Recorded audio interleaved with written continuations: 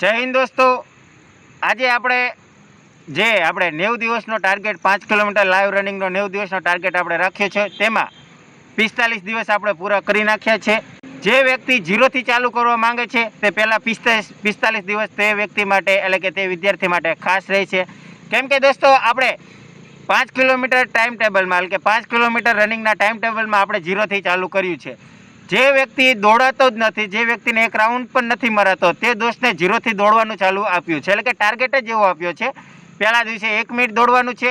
એવી રીતે આગળ વધતો જાય છે ટાર્ગેટ. આજે દોસ્તો આપણો 46મો દિવસ હતો. 45 દિવસ આપણે પૂરા કરી નાખ્યા છે. 46મા દિવસે દોસ્તો 15.5 મિનિટ દોડ હતી. આપણે 15.5 મિનિટ દોડ હતી, 40 સીટઅપ હતા અને 40 પુશઅપ હતા. તો આપણે 40 સીટઅપ પણ મારી દીધા, 40 પુશઅપ પણ મારી દીધા અને 15.5 મિનિટ દોડ પણ કરી નાખી. અને દોસ્તો આપણે 40 સીટઅપ અને 40 પુશઅપ એક જ સાથે કરીએ છીએ. તમે લાઈવમાં આવીને જોઈ શકો છો.